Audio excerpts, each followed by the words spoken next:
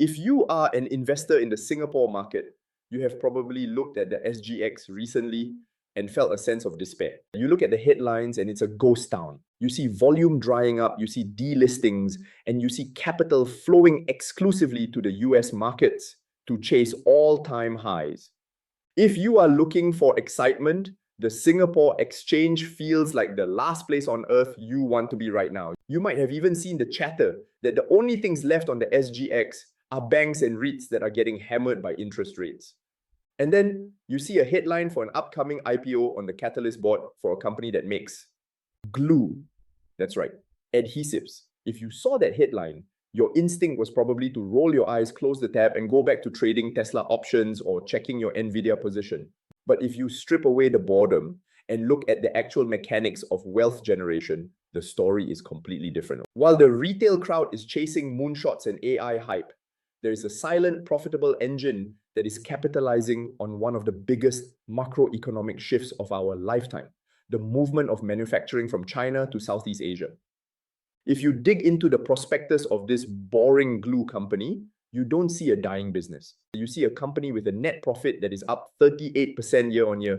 You see a valuation that offers a massive margin of safety compared to the tech sector. And you see a defensive moat that is literally sticky.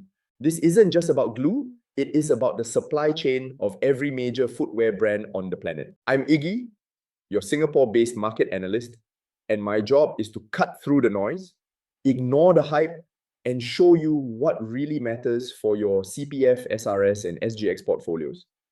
And we've been putting in the work. Since October 2025, this channel has produced over 1,200 videos with more than 600,000 watch hours. We were also honored to be ranked 8th in Tiger Broker's 2024 Influential Tigers. My focus is always on regional and global trends to give you that broader context so you can uncover hidden gems and potential pitfalls. Today, we are going to do exactly that with a deep dive, slide by slide, through the upcoming IPO of Infinity Development on the SGX Catalyst board. First, let's establish the context by looking at the business model. We need to understand exactly what this company does before we even look at a stock price. Infinity Development is a Hong Kong-based manufacturer of adhesives, primers, and hardeners specifically tailored for the footwear industry. Now, when I say adhesives, I need you to remove the image of a tube of generic superglue from your mind. That is not what this is. Modern athletic footwear, think of the Nike Vaporflies, the Adidas Ultra Boost, or even your everyday Crocs, is a feat of engineering. These shoes are not stitched together like leather boots from the 1950s. They are bonded. A single modern sneaker involves bonding a synthetic upper, a foam midsole, a rubber outsole, and a heel counter. These materials are chemically different. You are trying to stick EVA foam to rubber or mesh to plastic, and you need that bond to hold up while a runner pounds the pavement, generating massive heat, friction, and moisture. If that glue fails, the sole peels off. If the sole peels off, the shoe falls apart. And if the shoe falls apart, a brand like Nike suffers a massive PR nightmare and returns crisis. This brings us to our first key concept, mission criticality. In the industrial world, we look for products that are low cost relative to the final product, but high cost if they fail. The cost of the glue in a $200 pair of sneakers is cents. But the cost of that glue failing is the entire $200 revenue of the shoe plus the brand reputation. Infinity Development doesn't just sell the glue, they provide the on-site technical support to the factories making the shoes to ensure the chemical formulation works in that specific humidity and temperature. From my perspective as an analyst, this is what I call a pick and shovel play. I don't want to bet on whether Nike or Adidas or Hoka 11 will win the fashion war next year. Fashion is fickle. I want to bet on the company that gets paid regardless of which brand is trending, as long as shoes are being made. Infinity sits upstream of the fashion volatility. Now let's move to the next slide and talk about the moat. In finance, a moat is what protects a business from competitors stealing their lunch. You might think, Iggy, it's glue. Surely anyone can make glue. And technically you might be right. But the moat here isn't just the chemical patent. It is what we call switching costs and embedded relationships. Let's define switching costs. In this industry, if a shoe manufacturer wants to change their glue supplier to save a few cents, they can't just swap the barrel. They have to retest and recertify the entire shoe model. They have to run stress tests. They have to ensure the new chemical doesn't react poorly with the new foam density. That takes time and it costs money. It is risky. Manufacturers hate risk.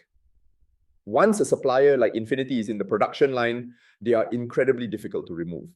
Furthermore, let's look at their relationship with Pochen. For those of you who don't follow the industrial supply chain, Pochen, also known as Yue Yuen, is the largest footwear manufacturer in the world. They are the ones actually making the shoes for the big brands. Infinity's largest customer is Pochen. And here is the statistic that matters. Infinity's office in Taichung is just 700 meters away from Pochen's headquarters. From my perspective, retail investors often overlook geographic proximity as a moat. In B2B manufacturing, being 700 meters away from your biggest client's HQ is a massive advantage. It means you are having lunch with their engineers. It means when they have a problem on the production line, you are there in 5 minutes to solve it. It means you are solving their problems before your competitors in Europe or the US even know the problem exists. When Pochen opens a factory in Vietnam or Indonesia to diversify away from China, they take Infinity with them to handle the chemical formulations on the ground. That is a sticky relationship, literally and figuratively. Next, we need to look at the financials. This is where we separate the story from the reality. We are not looking at a tech company promising profits in 2030. We are looking at a legacy business that has been around since 1987. Based on the unaudited financials for the 6 months ended March 31, 2025, Infinity Development posted a net profit of $9.4 million. That is up 38% year on year. Revenue came in at roughly $409 million, which is up 23% year on year. Let's analyze this. Notice that profit is growing faster than revenue, 38% versus 23%. This indicates margin expansion. It means they are becoming more efficient or they have pricing power.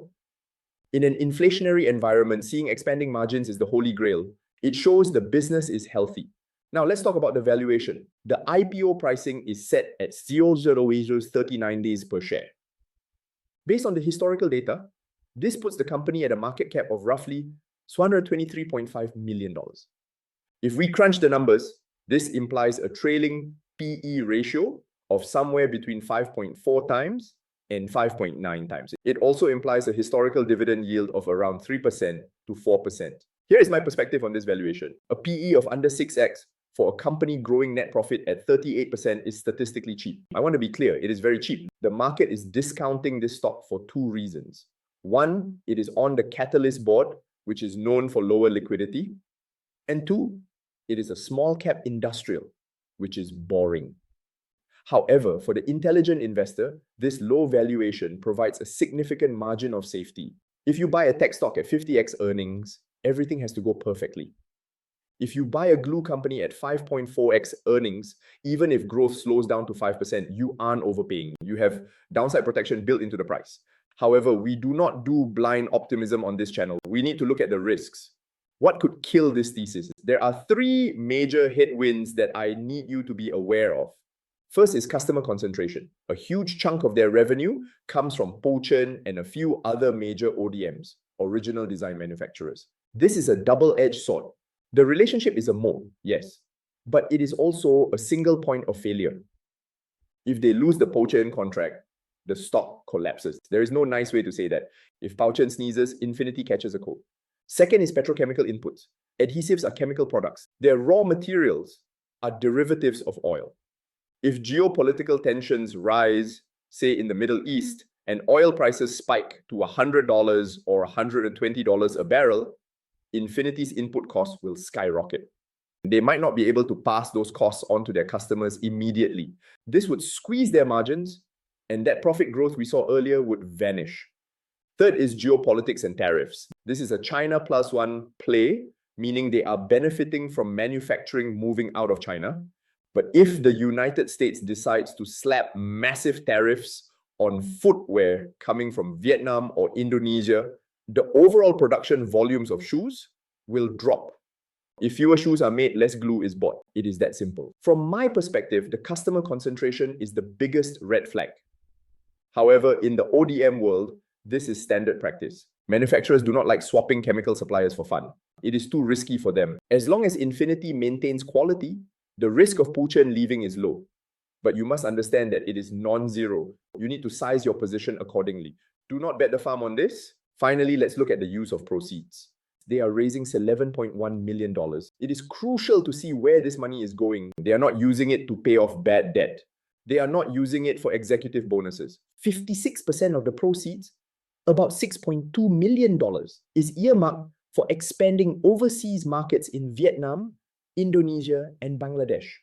22% is for M&A and strategic alliances, and 22% is for working capital. This allocation tells me something very specific. It tells me the management is aggressive about the China Plus One strategy. They see the migration of manufacturing to Southeast Asia, and they are using this IPO cash to chase that migration. They are building capacity where the factories are moving. This aligns perfectly with the macro trend we have been discussing on this channel for the last year. So let's bring this all together in Iggy's assessment. What is working? The balance sheet is solid. The company is profitable today, not tomorrow. The valuation is extremely attractive at under 6x PE. And the business model is aligned with the massive industrial trend of manufacturing growth in Southeast Asia. It is a classic defensive play. What is not working? The liquidity on the Catalist board is a real concern. You might have trouble entering or exiting a large position quickly. The customer concentration with Puchen is a structural risk that will never fully go away. And the dependency on oil prices introduces macro volatility that the company cannot control. Regarding the valuation, it is fair. In fact, it is better than fair. It is priced for imperfection. So what is the final recommendation? For those of you who were lucky enough to get an IPO allocation or are existing shareholders, hold. You are sitting on a decent yield with a company that has a fortress balance sheet. The business is defensive, and unless we see a total collapse in global footwear demand, the dividends should remain steady. Treat this as a bond proxy with a growth kicker. For new buyers looking to enter when it lists, I would exercise patience. Do not chase the price on the first day if it pops. The Catalyst board often sees low volume. Wait for the initial hype to settle. The risk reward is excellent at $39. But if the price runs up to $50 or $60s on day one due to speculation, the margin of safety disappears. I would wait for a price closer to the IPO level of $0.39 to $0.42. If you can get it there, it is a solid addition to a diversified Singapore portfolio, but I would limit the position size to no more than 3% of your total portfolio due to the liquidity risk. This IPO is a vote of confidence for the SGX. It proves there are still quality, profitable businesses listing here, even if they aren't the sexy AI names you see on CNBC. It is unsexy, it is profitable, and it is exactly the kind of boring business model that survives recessions. If you found this deep dive valuable and want to get these analyses sent directly to your inbox before the market moves, consider becoming a free or paid subscriber to the newsletter. You will be in good company. The Investing Iguana has now hit over 1.3 million reads with 65,000 likes across our platforms.